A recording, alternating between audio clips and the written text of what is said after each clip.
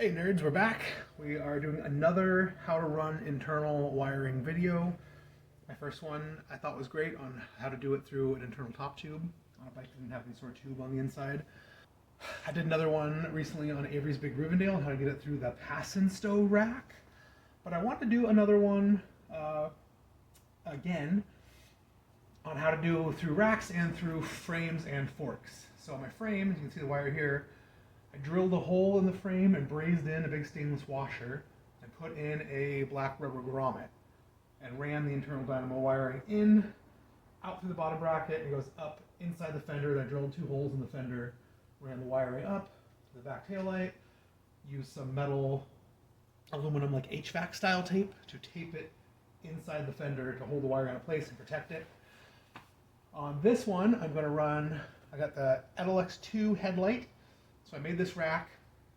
I've got a little light mount here, so I'm going to bolt the Edelux 2 headlight on here, have the wire run up into this little hole here, through the rack, out this hole in the back, and then, I don't know, I was kind of thinking the fork has this big hole here. I might run it through the fork just to protect it through the crown, and then it'll attach to this wire here. With a lot of the Dynamo taillights I do, like the Rene Herse Compass seat post mounted taillight, I do a lot of those. That is only a one wire guy. The headlight itself, a lot of B&Ms and stuff have two wires poking out for the taillight. This one only has the one. So the other wire will bolt through the bolt to ground it to the rack itself. And the rack will ground to the fork. But what I found is that grounding will work through a lot of headsets, but a lot of sealed cartridge bearings headsets it will not. Like the Paul I couldn't get to work with. I feel like Chris King we've had trouble. There's ways around that. Sometimes I have to stuff steel wool into the head tube, so it's rubbing the inside of the head tube and rubbing the steer on the fork, and that seemed to work to let it ground. For path electricity, Rene Herse is making like a fancy thing you build into the tube and build the custom fork for with a brush. That looks like a lot of complicated stuff. I'll probably try it sooner or later on the next custom bike for fun. I haven't tried it yet. But I'm just going to run double wire. I've also run double wires before and run one of the bolts, some other random place on the fork, like here. You can do it whatever you want. So you can do the single wire if you can get the headset to ground, but it's not on this. So I just ran the double wire the whole way. I think this hole's big enough for both the very fat Sun Edelux wire and this double wire. It might be real tight, it might be real hard, so I'll be running something through here twice. Once kind of easily and once kind of hard. And then I'll just ground the secondary wire to the bolt that holds the light on. So the first thing is the supplies. I didn't take a picture, I gotta stop this to take a picture. You need very little to run Dynamo stuff. People have lots of complicated stuff. People do everything the hard way. People hate their lives. I've tried everything else. I hate it.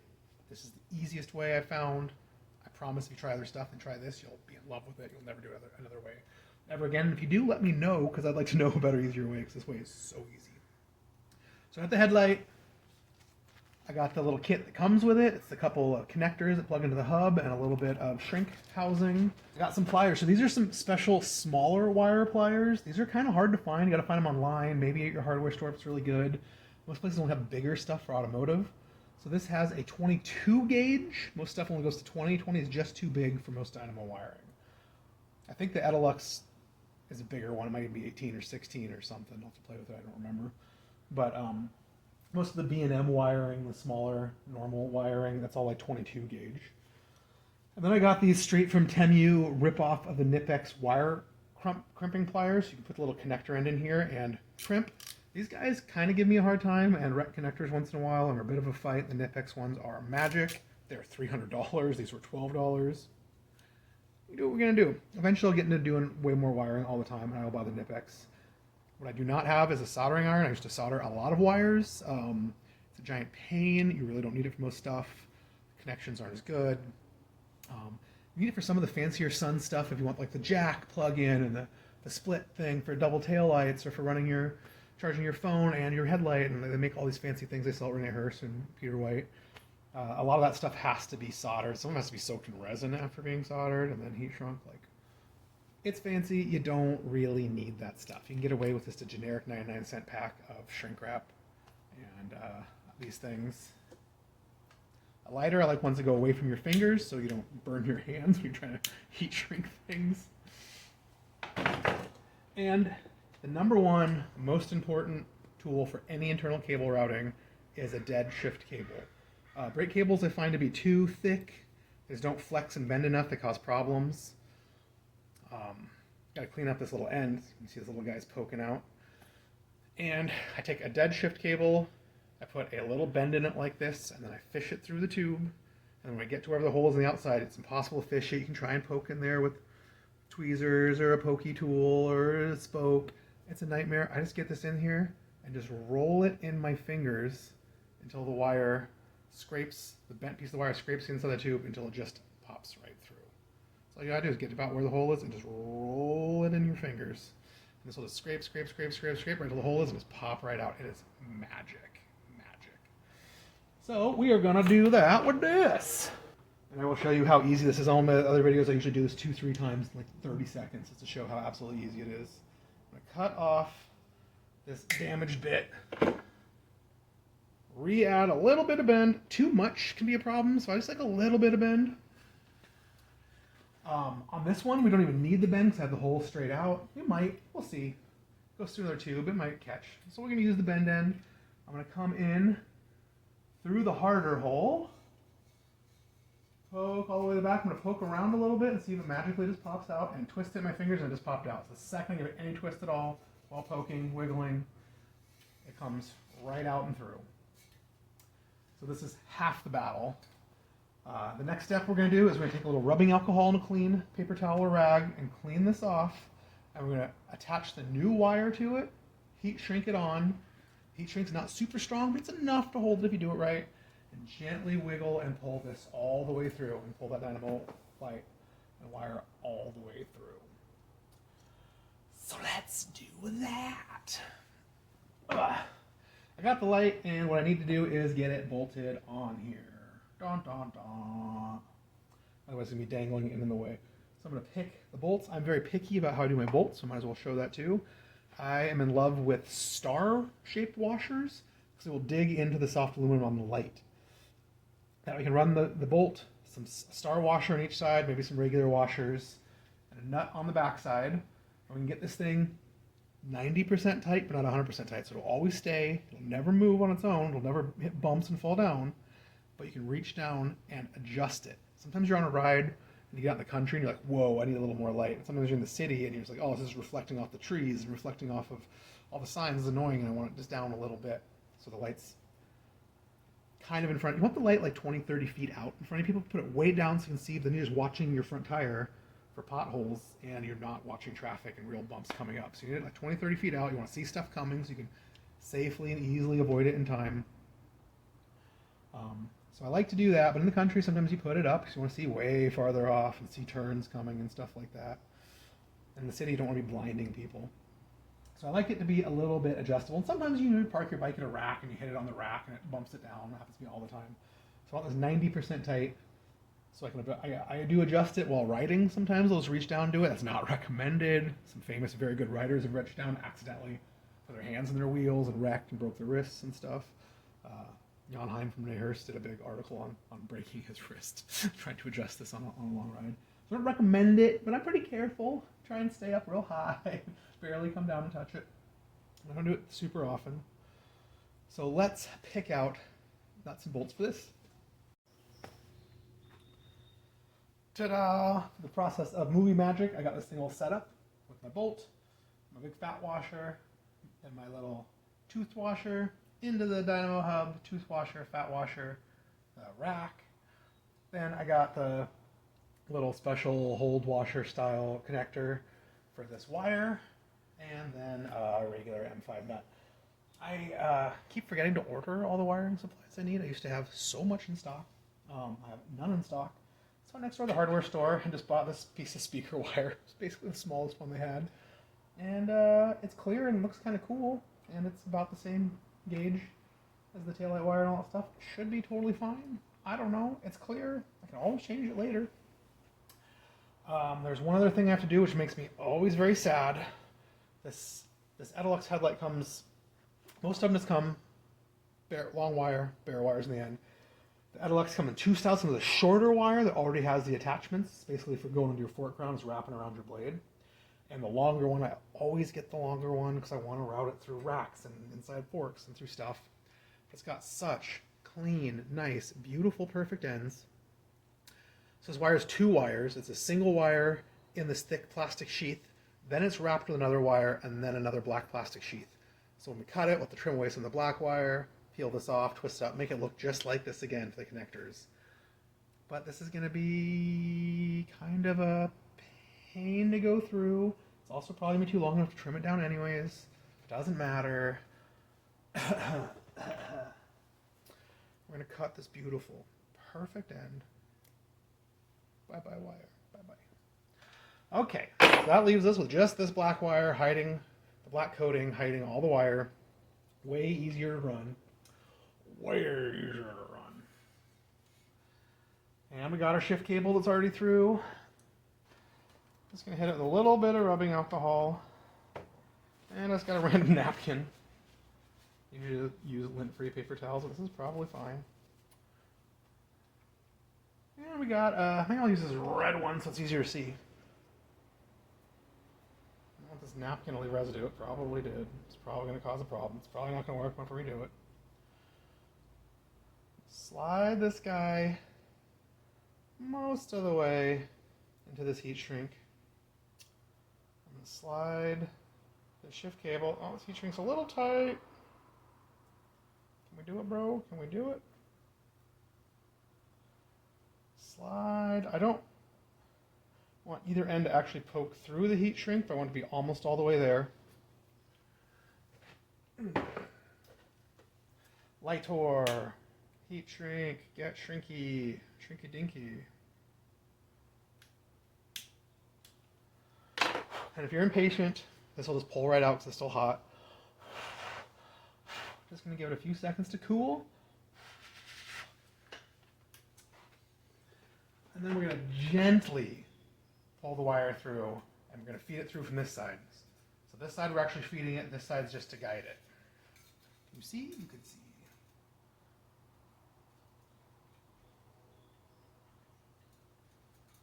Wiggles, just gentle wiggles, gently straighten the wire, pushing, pushing, pushing. Not pulling on this side, we won't pull out the heat shrink, just sort of guiding it. Sort of wiggles. Now we're at the end, we're probably, oh yeah, we're at the end, so it's hitting a little bit. Oh, and we're through. Beautiful, beautiful, beautiful. I'm gonna leave the wire a little loose. I want it up and out of the way, but I want it not tight because I might need to cut the end off, put a new end on someday, so I might need to make it tight then. It's long enough. I think we would have no problem if we wanted to wrap it around a few times or something first, but I never liked the look of wrapping. It always just looks like you didn't plan out or the bike wasn't designed for Dynamo lights. So I like to do the internal, even though internal's scary and dangerous, people's frames crack from the internal holes and stuff. So it's not really recommended. I kind of want to come off the other side. That's what I want. Get out of here, wire. There we go.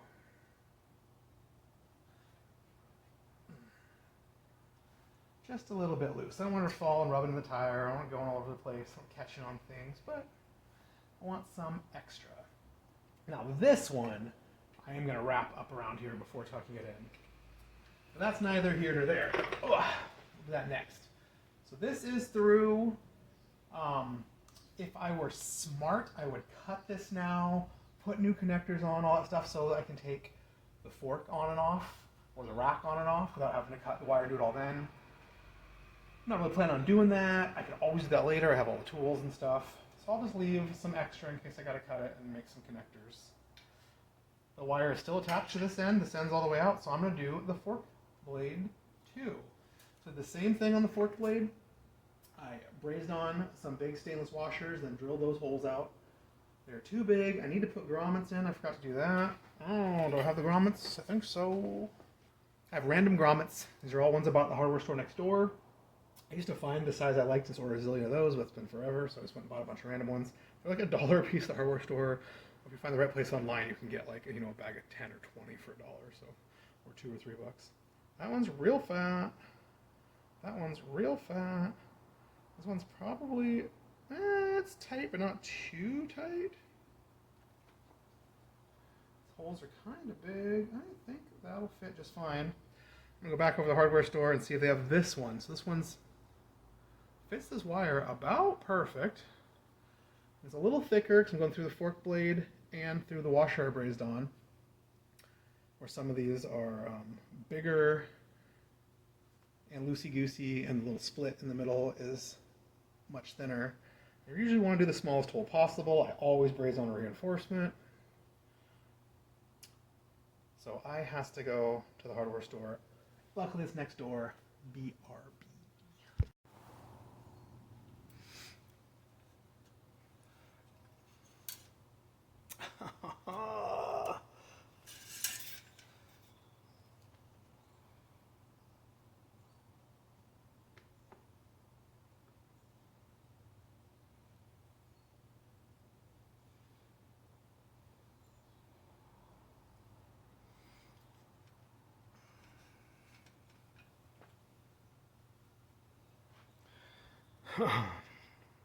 All right, I'm back from the hardware store. I got grommets.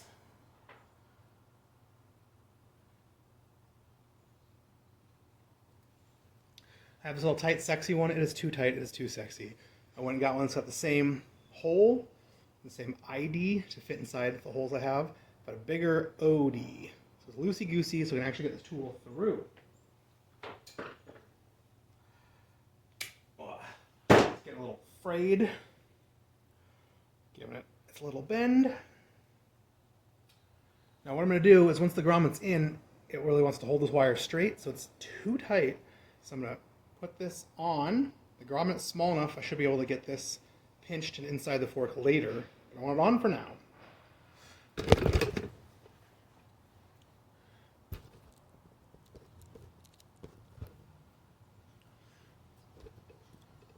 I can get the whole thing in the shot. Luckily this hole is right up on the fender line. We'll see if we can get this in and bent and down. If the wire's too long, it'll just come straight through and hit the other side. If you have the grommet in, it'll just come straight through and hit the other side and not come down. I bent it, make sure it's not too long. Ah! Did you guys see that? It came right through. This was just enough. I just did a practice run on this with the too small of a grommet, and it took me like 5 or 10 tries of rolling it, and this got all frayed, and I had to get in there with a pick and help dig it out. But this just fell right through this time. Maybe I'll overlay a little bit of that video because it was annoying and stupid. So now we can pull it through. The grommet, if it's over the wire, probably won't have enough room to crush and get in there. So while it's over just the shift cable, I'm gonna crush it and put it in there. So only the shift cable's in the way and not the whole fat wire. And in theory, then we can still fish it all through and it'll work. In theory. No promises. Okay, let's see. Will you please fit through with the wire and the shift cable and the heat shrink? Oh, it's fitting. It's fitting. Will you come down? Yes, oh, just barely. It's tight, but it's working. Come on, baby. Feeding it, feeding it.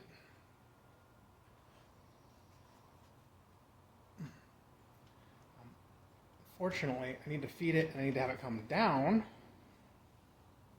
and not get all just bundled up in there. It seems like it's working, but I don't want to pull on the shift cable because it might just pull right out of that heat shrink. This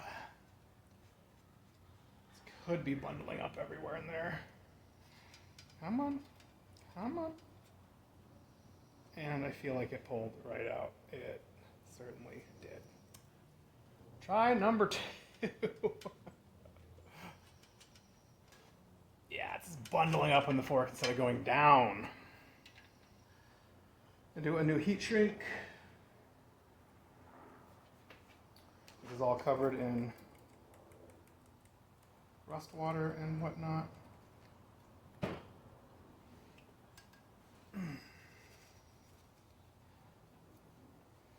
Give it a little clean.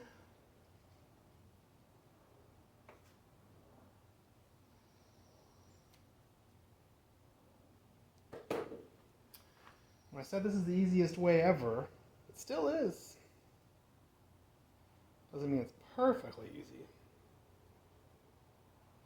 It's really great for internal brake housing. It was pretty good for internal wiring. This fork is an extra bit of a butt.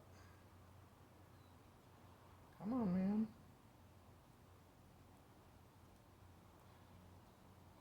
I'm sort of twisting this way I put in to keep the shift cable from fraying. Oh, it's trying to poke through.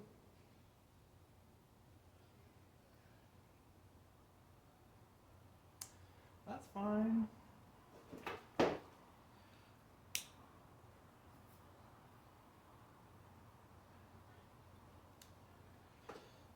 We still got the grommet. Give that a second. Let's try it again. Got the bend.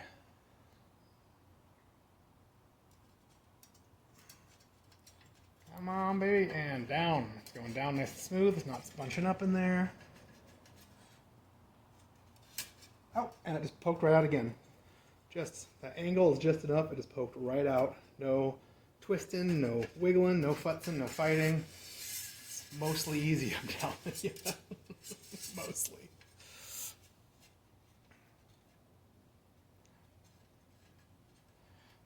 Now come down and don't bunch up.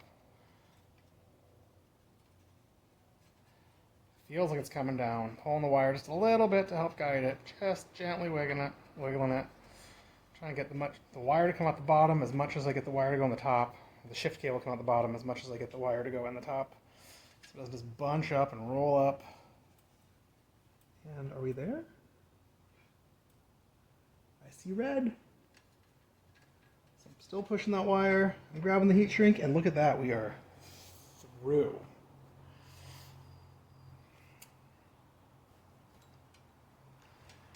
And I still missed two important steps. One, I got to get this grommet back in.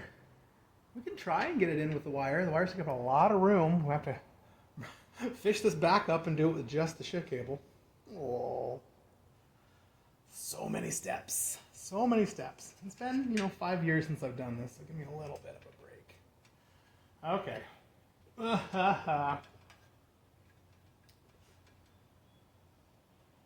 That's why it went so easy. There's no grommet in the wire.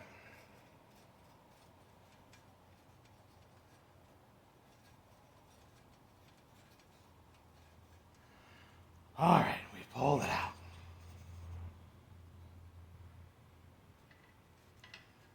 It goes so easy without the grommet.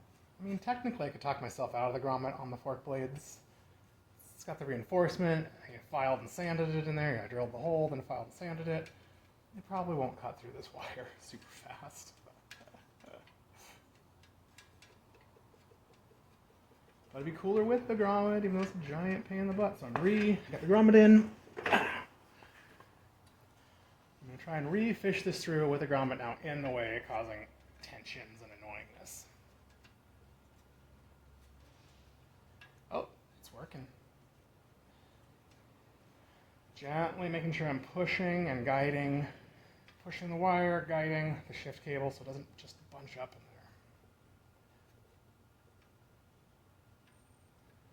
there. Pushing the wire, guiding the shift cable, not pulling the shift cable out of the heat shrink. Come on, baby. It keeps trying to bunch up, but I'm getting it. Got a feel for it now. It's definitely at the bottom. I see the red poking through. Hey. Hey, but how am I going to do that bottom grommet? You do on the wire, and then it's going to be very hard to poke that through. You can always leave the bottom one out, not care. Let water drain out, you tell yourself. Mostly you turn mistakes into features. So I got it on here. It's too thick. I'm going to push this up just a little bit. Try and get it through. There's a little bit of the red poking out still.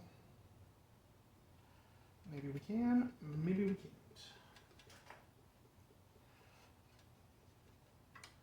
Come on, Mat.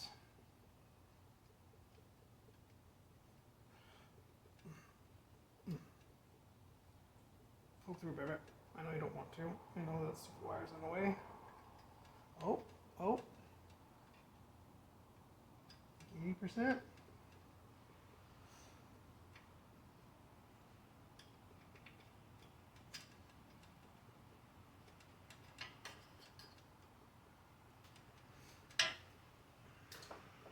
Mostly poke through.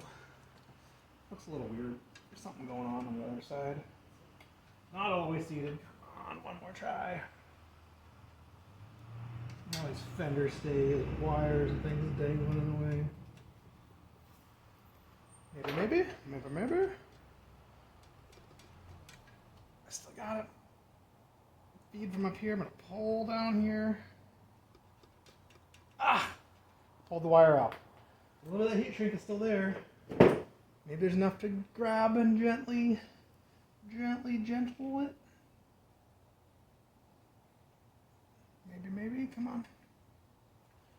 Pushies. Come on. Come on, Pepper. You can do it almost.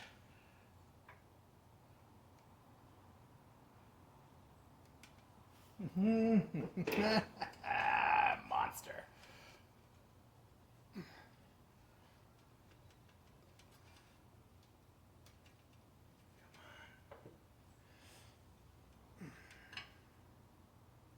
We're going to pull it all back out and start over again. Almost. Come on. Need better pliers. I doubt these are better pliers. It's not even a chance. Better pliers. Ugh.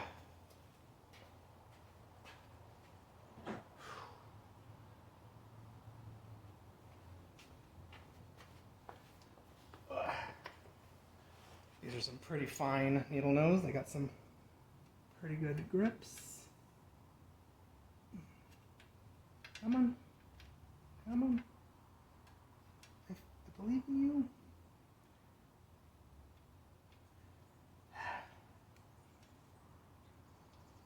This grommet's trying to pop out. It's just too thick in there.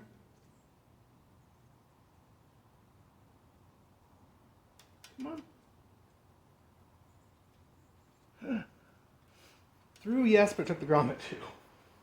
So now try and fight the grommet on with this wire in, or we can give up on it, or we can pull the whole thing apart and try again. Most likely going to try one more time and then give up on it. Most likely.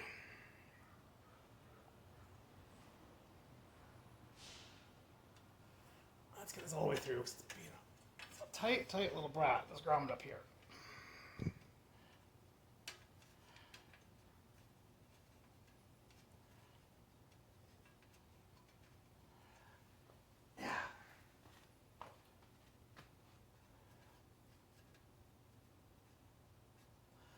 Oh, I was going to come through the 4 crown, skip that too.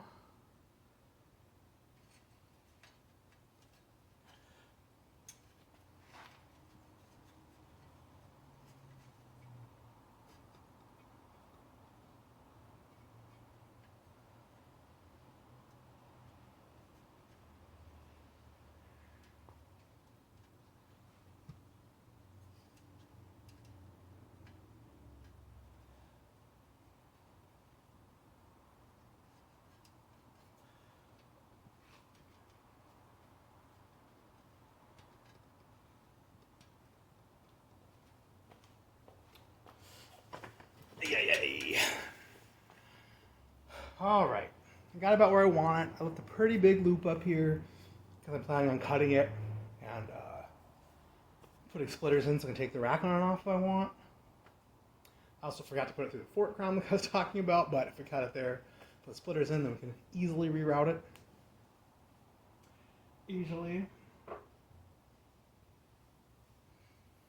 lost the grommet. Here's a new grommet. Let's try this one time so we can force the grommet in around this wire. And if not, we'll just ignore it. We'll say we didn't put one in down here for, make it extra water drainagey. Got a feeling like this is not going to work. This grommet is so fat. Are you so fat, grommet? This hole's so big, but also, you drill and you're like, oh god, that's so big. When you try to put the grommet in, you're like, oh man, that's way too small.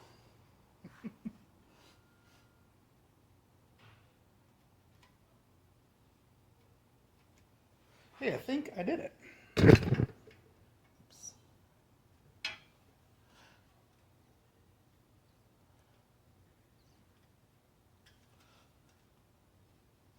More or less. More or less, we did it.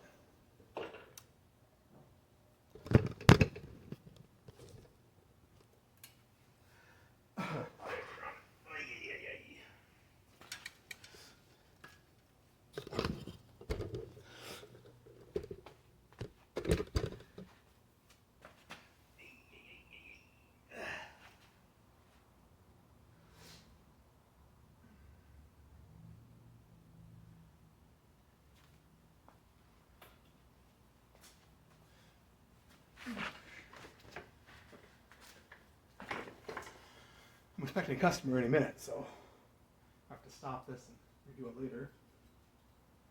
Still got this one we gotta run through, and it is so tight. I don't know, man. I'm gonna have to open these holes up a little bit more. I was doing the single wire. I think it'd be no problem. The compass tail light. All we gotta do now is figure out how long we want this. I get a loop around the outside of the fender stay. I like my Dynamo hub to come straight down so you're not fighting all the stuff trying to unplug it. Come up and plug in right here. So I'll probably only cut a little bit off. I might even loop it around once or twice. Where you going? Where you going, buddy? That's ugly. Loop it around a little bit so I have some extra wire here. So I'm only going to cut it just a few inches off for now. I can always cut more off later. You can see my ugly big loop here. I'm going to cut and add. Not break. And then we got to do the rear. Should we run this rear light through first to make sure that this is going to have enough room? Probably. The headlight grounds itself on the body, so it only needs the hot wire coming out. I could run this ground to this bolt, so I don't have to fish it through there. We will try. We will see. Let's take our handy dandy trusty shift cable I just put away out again.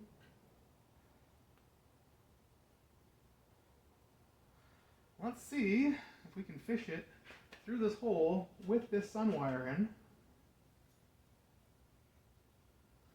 get it out the other side. Then we'll see if we can heat shrink it to something. Then we'll see if we can drag that through too. It is so tight, bro. It's definitely at the other end, but can I get it to twist and pop out? Can't even see you. I don't know what's happening. Oh my god, bike, stop twisting.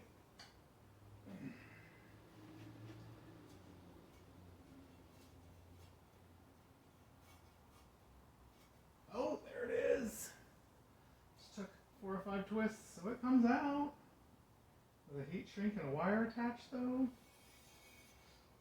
I don't know. And the double wire, I don't know.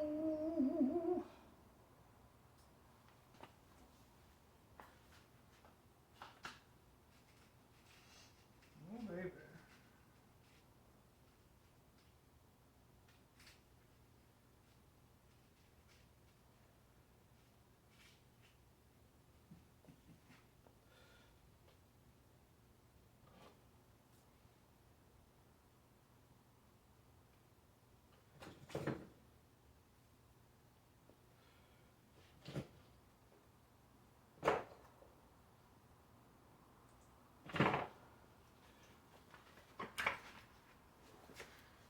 to pull this whole rack off and make these holes bigger? I do not.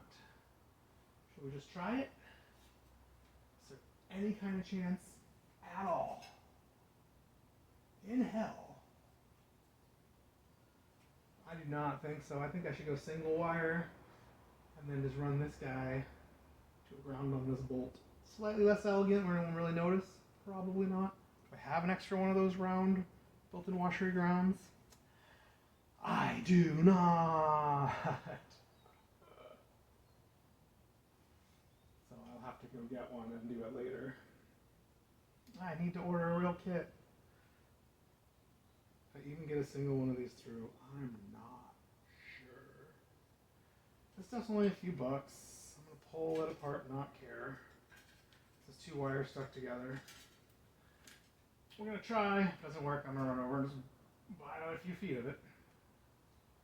So this is the one we got to get through. It's got the single B&M style connector to plug into the bottom of that Edelux. I got a real small piece of heat shrink. Is it too small? I don't know.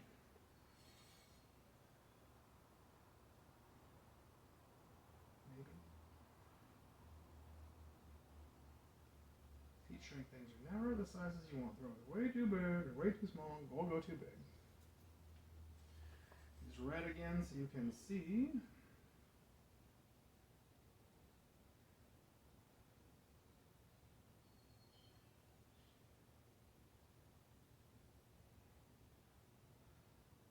Pinching them together.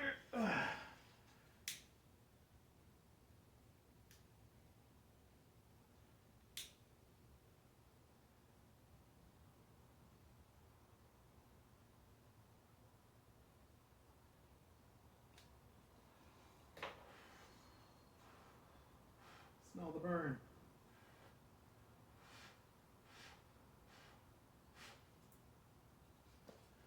Okay. Oh yeah, it's so tight, bro.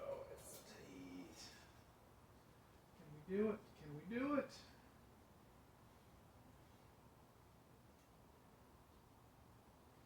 My holes are definitely bigger than the ones on that past and stow rack. It's cool to do the internal wiring, but it's really for a headlight. I don't know if you could do this on that. Or, I mean, you can always make the holes a little bigger with a small file or a drill. Oh, yeah. So we're through the first one. Now I'm going to get all the way to the second one and through the second one. I'm pushing with this side, just guiding with my left hand, pushing the wire, guiding my way at the end.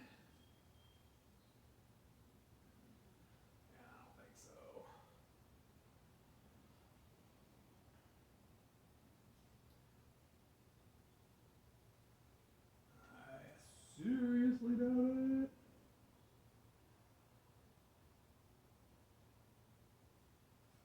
I think I pull them together. Pull this one forward some. I'll try pulling them together. Gotta see it. Oh, heat shrinks through.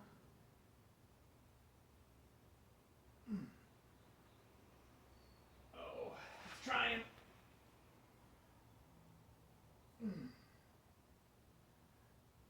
Just trying.